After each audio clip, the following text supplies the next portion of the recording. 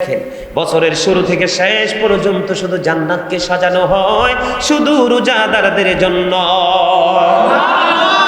আল্লাহ রাব্বুল আলামিন হাদিস শরীফের মধ্যে এসেছে জান্নাতের একটা গেট, এই জান্নাতের গেটের নাম হলো বন্ধু রাইয়ান নামক জান্নাতের গেট। এটা কাল কিয়ামতের দিন রাইয়ান নামক জান্নাতের গেটটা ওপেন করে রাখবে, আপনার শুধু রোজাদাররা সেটা দিয়ে প্রবেশ করবে।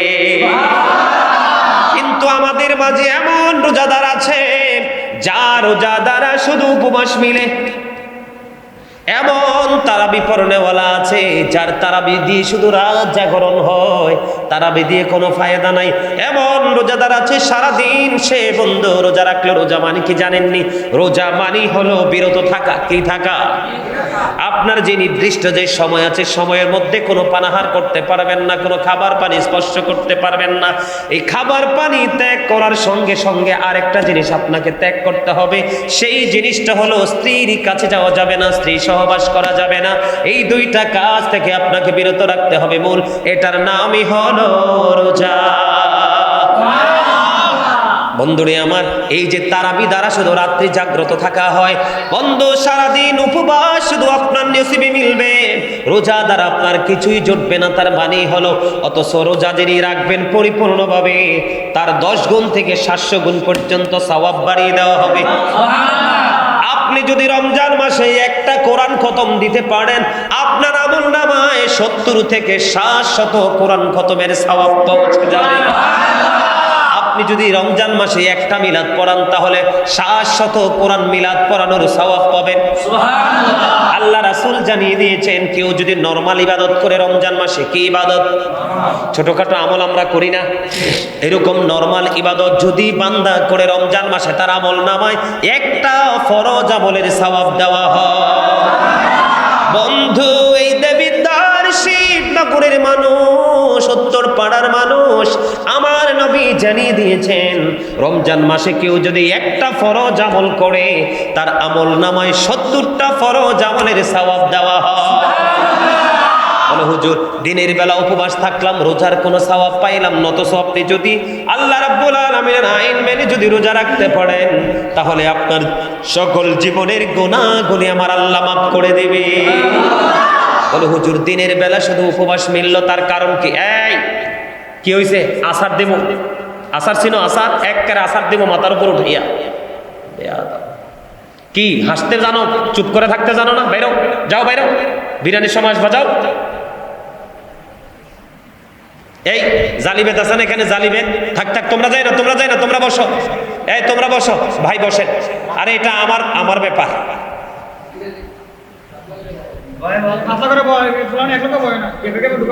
এটি মরলেও দেখ লোকে মাটি দেন জানে, হ্যাঁ কার্য করবো, ঠিক না বলে? এদেরকে একটু শক্ত ভাষায় শাসন করতে হয়, নাইলে এরা কথা শোনে না, ঠিক কিনা? কারণ এটি লগে লগে শয়তান ঘুরে, আর কদিন পরে আল্লাহ শয়তান বন্দি করে ফেলবে, আর এরা দুষ্টামি করবে না, ঠিক কিনা বলে? আরে জোরে আমার দিকে তাকান। এই যে সারাদিন আপনি উপবাস রইলেন কিন্তু বেনিফিট পাইলেন না, তার কারণ কি জানেন? প্রত্যেকটা কাজের একটা সিস্টেম আছে, আদব আছে। ঠিক আপনি রোজা রাখার পরে রোজার প্রতি শ্রদ্ধাশীল এবং আদব দেখাবেন কিভাবে জানেন? কারো গীবত বলবেন না, কারো গীবত বলবেন না, কাউকে গালি দিবেন না, সুদ ঘুষ সিটারি বাটপারের মধ্যে কোনো টাকা উপার্জন করে কোনো খাবার খাবেন না। কোনো খাবার যদি আপনারা খান তাহলে আপনি দিনের বেলা কি করলেন? কি করলেন? আপনারা দিনের বেলা শুধু উপবাস রইলেন, রোজা দিয়ে আপনি কোনো বেনিফিট পাবেন না। অথচ বন্ধু আব্দুল্লাহ ইবনে আমর রাদিয়াল্লাহু তাআলা আনহু থেকে হাদিস কানা বর্ণিত, আমার নবী বলে দিয়েছেন রোজা কাল কিয়ামতের দিন আল্লাহ রাব্বুল আলামিনের দরবারে দরখাস্ত করবে, মনিব মনিব, আমি রোজার কারণে তোমার বান্দা পুরো দিন সে তোমার যে আইন ছিল সে আইন মেনে সব কাজ থেকে বিরত ছিল, খাবার দাবার স্ত্রী সহবাস অন্যায় করা থেকে আমি রোজা তাকে বিরত রেখেছিলাম। আপনারা জানেন না রাতের বেলা তারাবি হবে কি হবে না? হবে। আপনারা তারাবি 8 রাকাতের পক্ষে না 20 রাকাতের? 8 রাকাত ওয়ালা আছেন না? আছেন? 8 রাকাত ওয়ালা যেটা আছে এটার কপাল 100% পোড়া।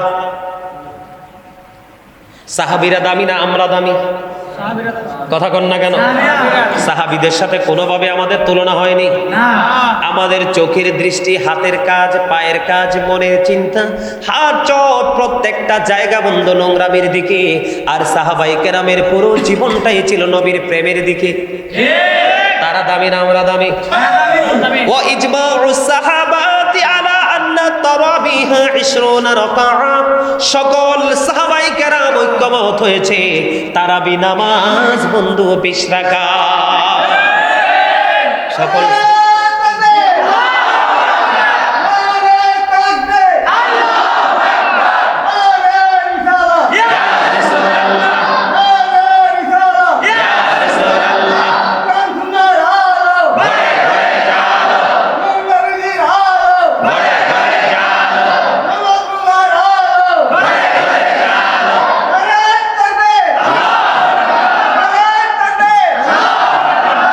আশেকের মনে জ্বালা উঠছে, মিটাক না একটু, আমরা ধৈর্য ধরে। কি হয়েছে, ঠিক না?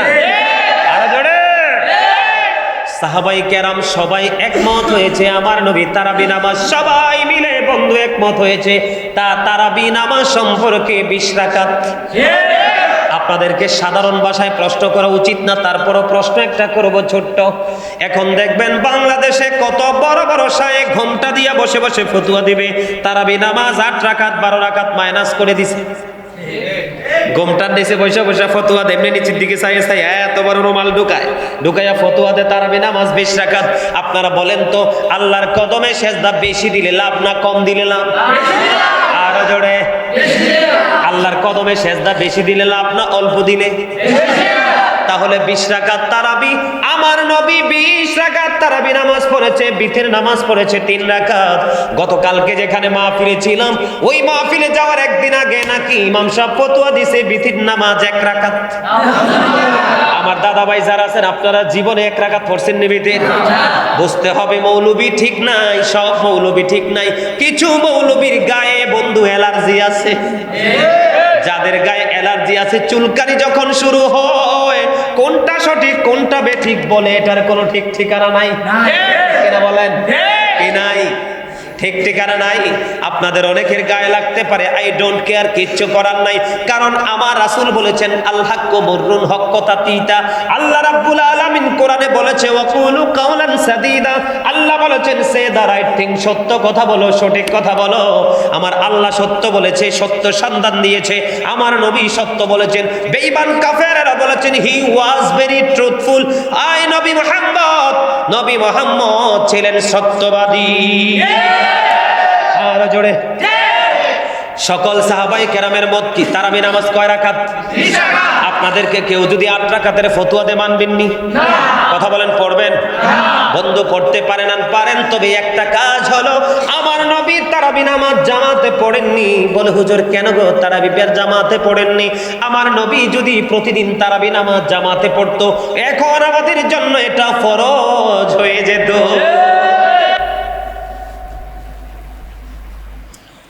সম্মানিত উপস্থিতি, আমার কাছে কিছু প্রশ্ন এসেছে, প্রশ্নের উত্তরটা দিয়ে তারপরে আবার ওয়াজে যাই, ঠিক না?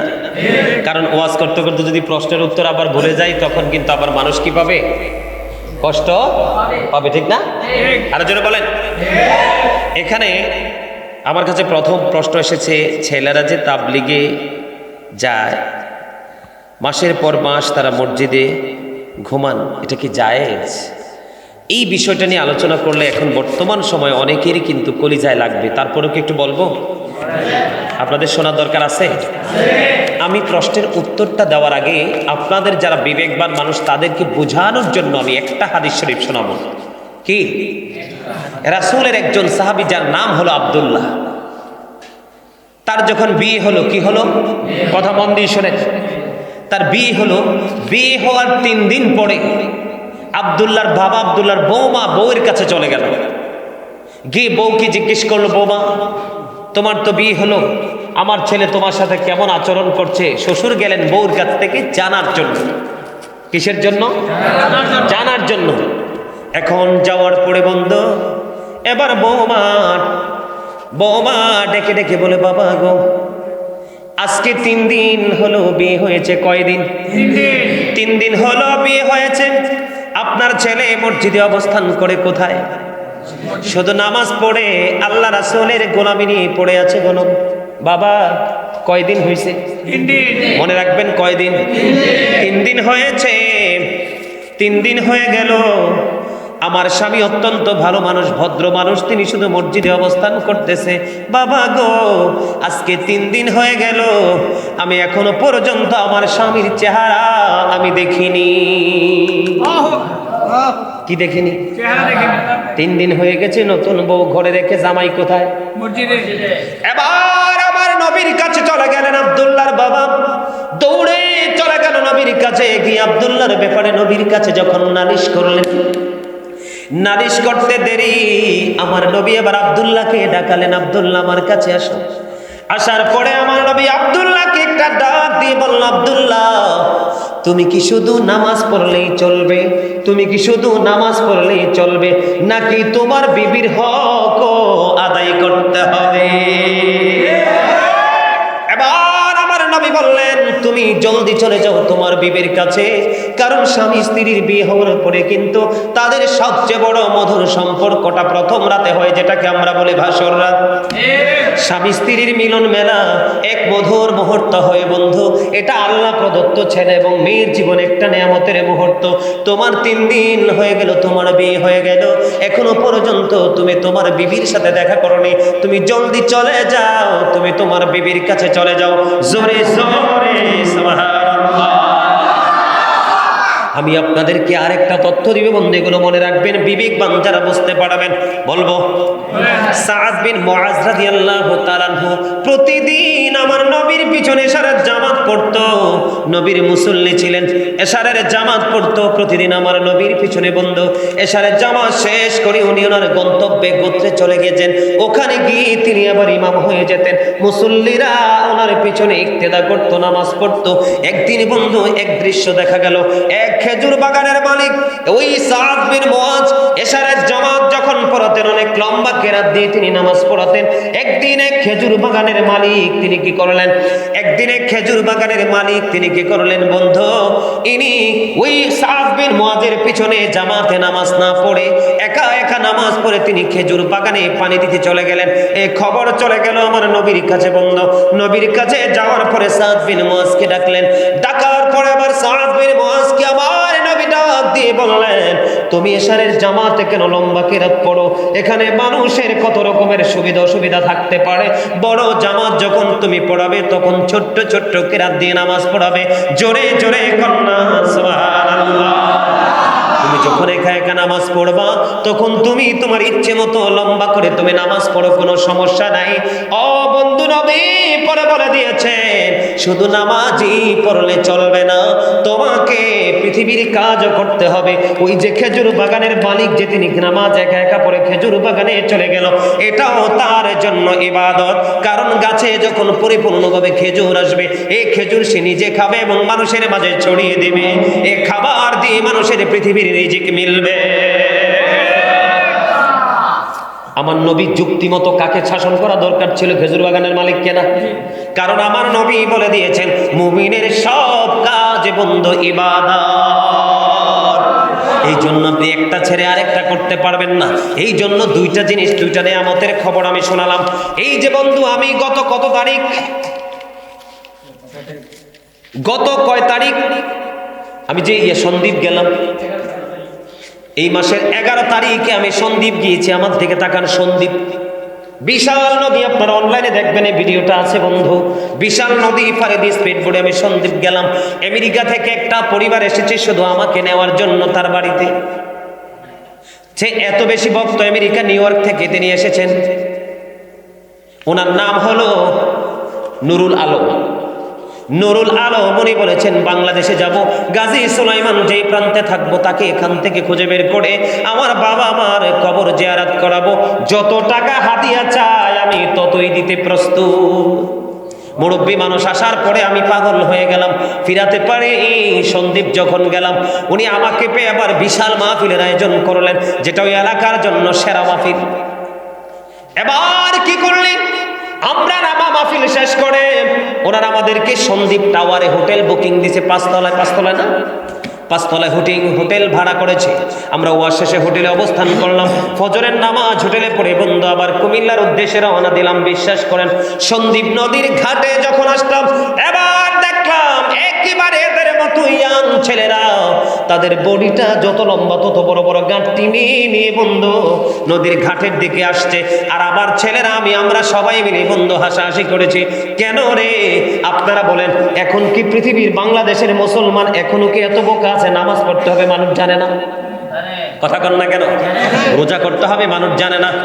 তারা যে বিভিন্ন দেলায় থেকে ঘুরে এই মসজিদ ওই মসজিদে ঘুমায়, আপনাদেরকে বলে দেই ও বন্ধু, তারা যেটা করে ইচ্ছে করে কি করে? তারাটা ইচ্ছে করে বন্ধু। যেমন ধরেন একজন মানুষ মুসাফির অবস্থায় তার বিশেষ কাজে চলে গেল, কোন জায়গায় বিশেষ কারণে আটকে পড়ে গেল, কোন জায়গায় সে থাকার কোনো সুযোগ পাচ্ছে না, ওই ক্ষেত্রে তিনি একটু সময় মসজিদে অবস্থান করতে হবে।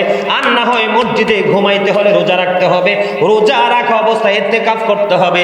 আর ইতিকাফের উদ্দেশ্যে এই মসজিদে বসতে পারবে, ঘুমাতে পারবে, অন্যথায় ঘুমের কোনো সুযোগ না।